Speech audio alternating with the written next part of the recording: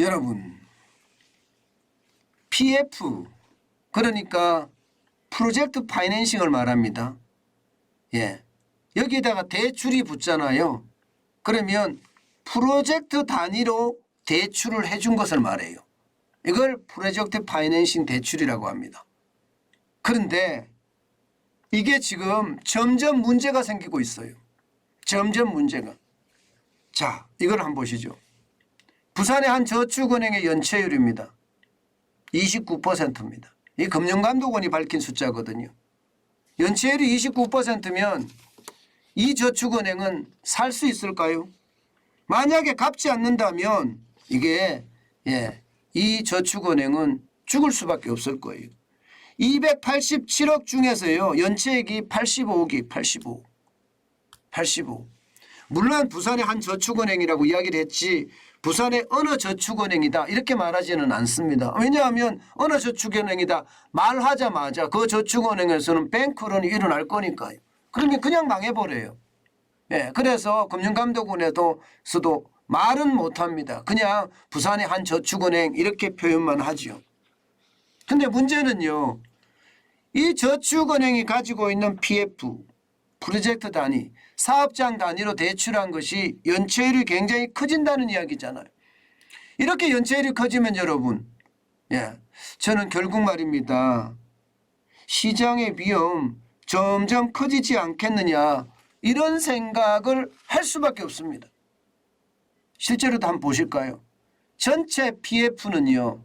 전체 PF 대출은 지금 은행, 보험, 여전사, 저축은행, 증권사 할 것 없이요. 112조 2천억 정도 됩니다. 그중에서 말입니다. 그중에서 비은행권이라고 이야기하나요? 비은행권. 그러면 보험사, 여전사, 저축은행, 증권사까지 가야 되나요? 그럼 이걸 다 합치면 83조 9천억 원입니다. 83조 9천억 원. 전체의 75% 차지합니다. 그중에서도 여러분 이 그래프에서 진짜 우리가 중점적으로 봐야 될 게 2012년 말하고요. 2022년 6월이거든요. 거의 한 10년 차가 나죠. 그 사이에 어떻게 변했는지 보세요. 은행은 늘리지 않았습니다. 금액이 이렇게 늘어나도 안 늘렸고요. 보험사가 굉장히 늘렸죠. 보험사가 4.9%에 43.3%로 늘렸으니까 거의 10배가량 키웠습니다. 여전사도 마찬가지입니다. 캐피탈사도 이게 2조 8천억 원에서요. 26조 7천억 원으로 엄청나게 늘렸습니다.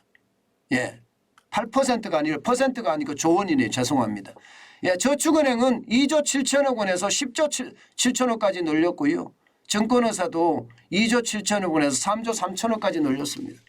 전체가 지금 112조 2천억 원이니까 이게 진짜 적은 숫자는 아니죠. 문제는요. 저축은행에 대한 문제 저는 심각하다고 보지만 보험사도 마찬가지. 그런데 의외로 말입니다. 증권사가 난립니다. 증권사가 난리. 증권사는 2012년 말에 2조 7천억 원이었는데 지금은 3조 3천억 그렇게 많은 것 같지도 않은데요. 여기에 연체율이 굉장히 빠른 속도로 늘고 있습니다. 2019년까지만 하더라도 1.9%의 연체율이 올 3월 말 기준으로 4.7% 연체율까지 늘었습니다. 4.7%까지. 그러니까 이게 증권사들 작은 증권사들이 PF 대출을 많이 했는데 큰 증권사들이 돈을 지금 4천억인가요 5천억인가요 4천억으로 알고 있는데 4천억을 모아서 이걸 해결해 준다고 이야기를 하거든요. 그런데 금액은 3조 3천억 원입니다. 아마 4천억 모아서는 택도 없을 겁니다. 택도 없을 거예요. 그래서 저는 앞으로 상황이 이 PF 대출 굉장히 문제가 있을 수 있다고 생각을 합니다. 그만큼 시장에 PF 대출도 충격이 될 수 있다고 생각을 해요. 이게 여러분도 알다시피 건설이 화랑이면 좋아요. 건설이 화랑이면 어떨 때는 조건에 따라서 이익금의 20% 30%도 가져올 수 있는 게 이게 PF 대출이거든요. 아무리 적어도 5% 넘는단 말입니다. 그런데 지금이 어떻습니까? 지금 건설업계 상황이 진짜 좋지 않습니다.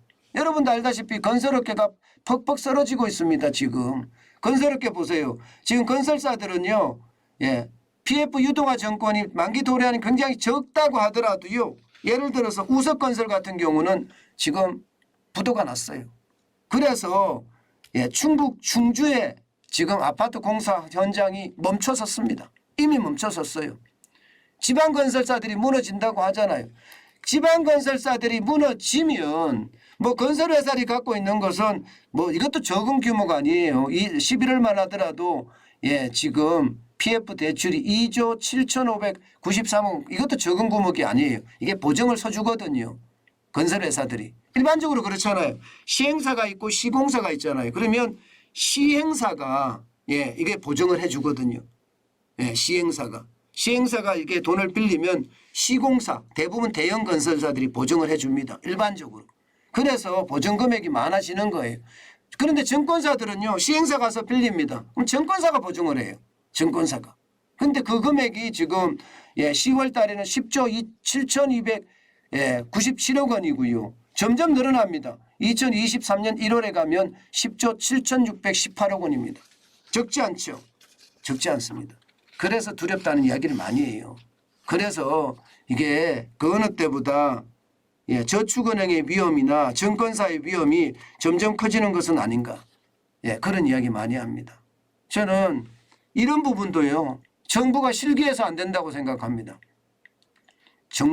저축은행에 대한 어떤 전수조사 반드시 저는 필요하다고 해요.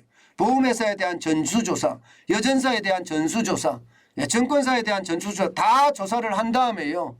지금 상황이 어떤지 에즈이즈라고 제가 이야기하죠. 현상에 대한 분석 반드시 필요해 보입니다. 이것도 넉장 대응하다가 여러분 강원랜드 같은 사태 또 흥국생명 같은 사태 저는 그렇게 벌어질까 두렵습니다. 현 경제팀의 위기의식 그 어느 때보다 철저해야 된다고 생각해요. 그렇게 위기의식이 없으면요. 지금 우리 경제는 어떻게 지탱하기가 참 어렵다 이렇게 생각을 합니다. 윤석열 대통령도 경제 태풍이 마당에 와 있다 이렇게 이야기를 하고 있잖아요. 그만큼 말입니다. 경제에 대한 위기감이 커지고 있기 때문에 그 위기감에 대한 아주 선제 대응 언제나 꼭 필요한 대책이 아닐까 저는 다시 한번 오늘도 생각을 해봅니다.